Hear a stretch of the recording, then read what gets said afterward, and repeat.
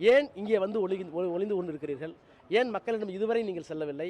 நீங்கள் செல்ல வேண்டாம், நீங்கள் நடிகர். ஆனால் உங்கள் சார்பில் இருந்த தலகர்த்தர்கள், அந்த மாவட்டத்து தலகர்த்தர்கள், பக்கத்து மாவட்ட தலகர்த்தர்கள், மாநில பொறுப்பாளர்கள் இதுவரை ஏன் செல்ல தயங்குகிறீர்கள்?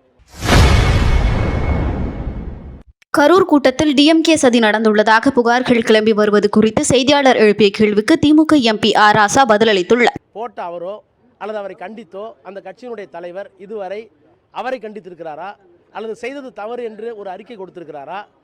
எனவே எந்த விதமான அரசியல் புரிதலும் இல்லாமல் தான் தோன்றித்தனமாக சிறுபிள்ளைத்தனமாக இப்படி நடந்து கொள்வது தமிழ்நாட்டு மக்களுக்கும் தமிழ்நாட்டு அரசியலுக்கும் நல்லதா என்பதை நான் தனிப்பட்ட முறையில் உங்களிடத்தில் கேட்க விரும்புகிறேன். முதலமைச்சர் அரசியல் மனமாச்சரியங்களுக்கு அப்பாற்பட்டு இந்த நடந்த சம்பவத்தை மிக நாகரிகமாகவும் பண்புள்ள அரசியல் தலைவராகவும் முதிர்ச்சியடைந்த அரசியல் தலைவராகவும் அணியிருக்கிறார். அரசாங்கத்தின் சார்பில் அணியிருக்கிறார், திராவிட முன்னேற்ற கழகத்தின் சார்பில் அணியிருக்கிறார். எங்களுடைய அமைச்சர்கள், எங்களுடைய மாவட்ட கழக செயலாளர்கள், சட்டமன்ற நாடாளுமன்ற உறுப்பினர்கள் இன்னமும் களத்தில் இருக்கிறார்கள். இதைவிட ஒரு இயக்கமோ ஒரு தலைவனோ இப்படிப்பட்ட ஒரு நிகழ்வுகளை எதிர்கொள்ள இயலாத அளவுக்கு ஒரு தனிப்பெரும் தலைவராக இருக்கிறார். ஆனால் எனக்கு ஏற்பட்ட அந்த 2 கேள்விகள், ஏன் இங்கே வந்து ஒளிந்து கொண்டிருக்கிறீர்கள்? ஏன் மக்களிடம் இதுவரை நீங்கள் செல்லவில்லை?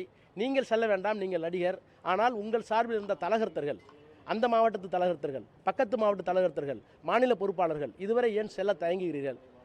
அது நீங்கள் உங்களுடைய குற்ற உணர்ச்சியை காட்டுகிறது என்றுதானே பொருள். இன்னொன்று, இப்படிப்பட்ட பதிவுகளை எல்லாம் போடுகிற ஒருவரை கண்டிக்காமல் கட்சியை விட்டு நிற்காமல் இன்னமும் உங்களோடு வைத்துக் கொண்டிருக்கிறீர்களே, இது இந்திய அரசியலுக்கு தமிழ்நாட்டு அரசியலுக்கு நல்லதா என்பதை கேட்க விரும்புகிறேன். அவ்வளவுதான்.